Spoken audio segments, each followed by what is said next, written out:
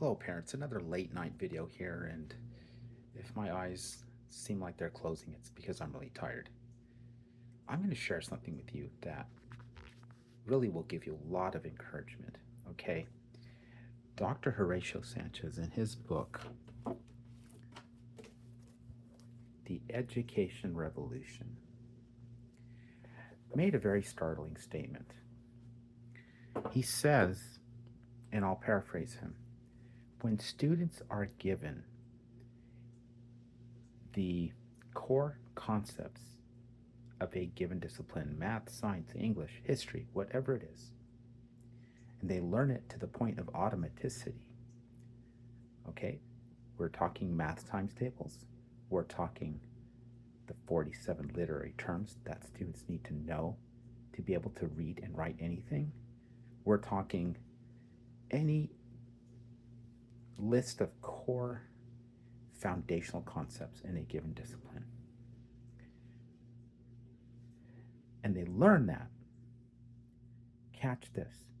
Stay with me. When they learn it to automaticity, they can recite it from memory very quickly, almost without thinking.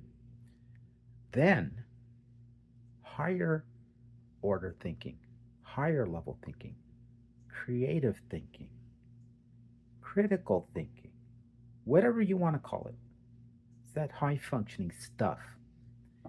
Not only is it possible, Dr. Horatio has found in his research, it is inevitable. Now, if you understand what I just said right now, it would shock and awe you truly. Just think about this. American schools, especially in California, are trying to teach students higher order thinking. You can call it depths of knowledge 3 and 4, where you're able to make judgments, where you're able to make comparisons, where you're able to design things, you're able to evaluate things, you're able to make analogies between ideas, right? Well, that stuff they try to teach in California very deliberately. Oh, we got to teach our students. Um, let's not really bore them with core concepts. Let's not really have them memorize the math times tables.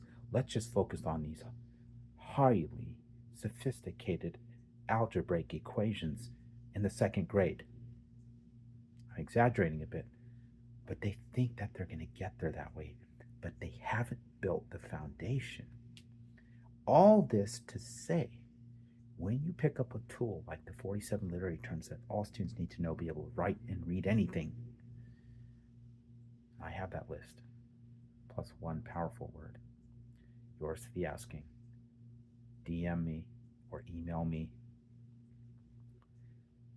when they learn that. I'm losing my train of thought already.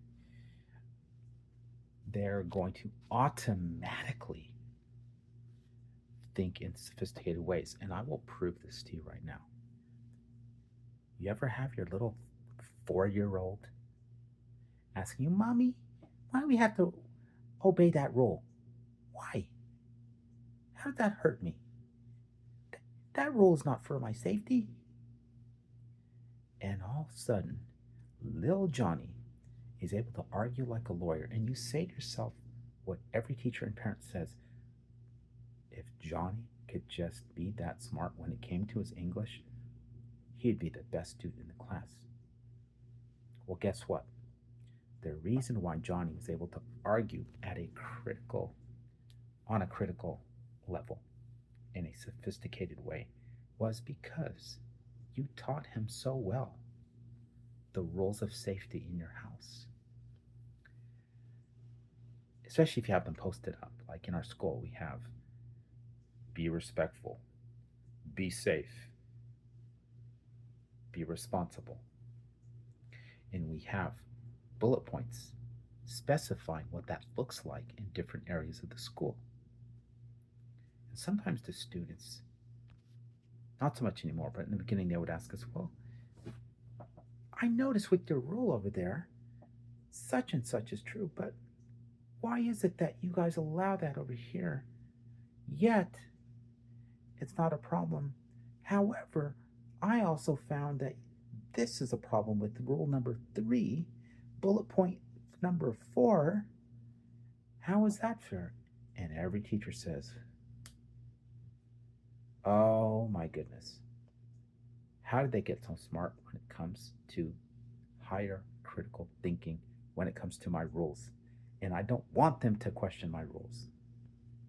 But here's why you enabled that higher level thinking to happen. Here's how it happened.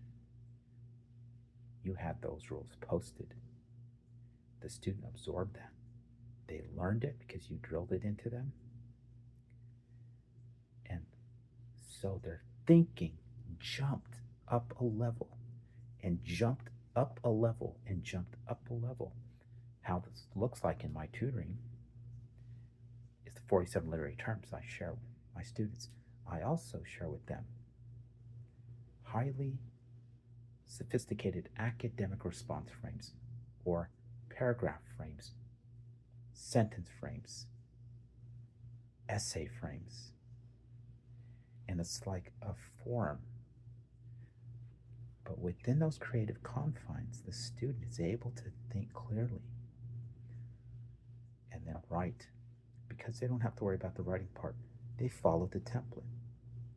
And then, of course, they have to be weaned away from the scaffold so it doesn't become a crutch.